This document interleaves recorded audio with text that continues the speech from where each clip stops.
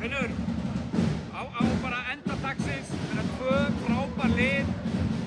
Er það bara betra lið sem að fer áfram hér í kvöld, eða hvað? Já, við byrjum betur, þeir skrúa upp svona intensity eða orkuna í öðru leikluta og við svona bara botnum við það.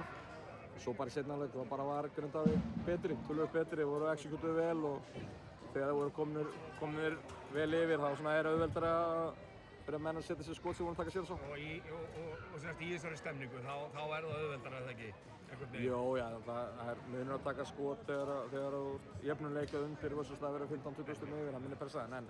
En bara hrós á þá og gerðu vel og það er náttúrulega virkilega erfitt að eiga við bæði Deandre Kane og Jordan Parker.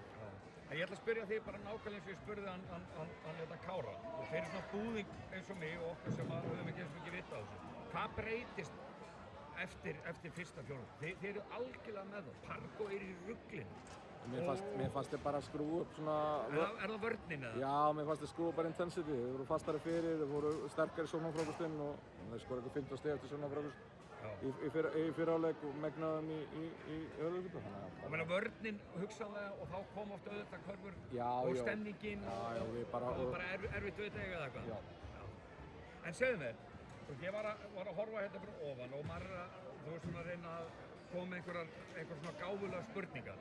Og þegar þetta er að ganga illa og þeir eru bara 15 stigum undir eftir þrjá leikluta, er ekkert inn í myndinni fyrir þig að reyna að koma bara með eitthvað algjörlega bara brjótandi? Bara eitthvað sem þú reyndir? Við reyndum alveg, það var bara, þú veist, þegar við vorum komin í gýrin þá bara erfitt að eiga við það.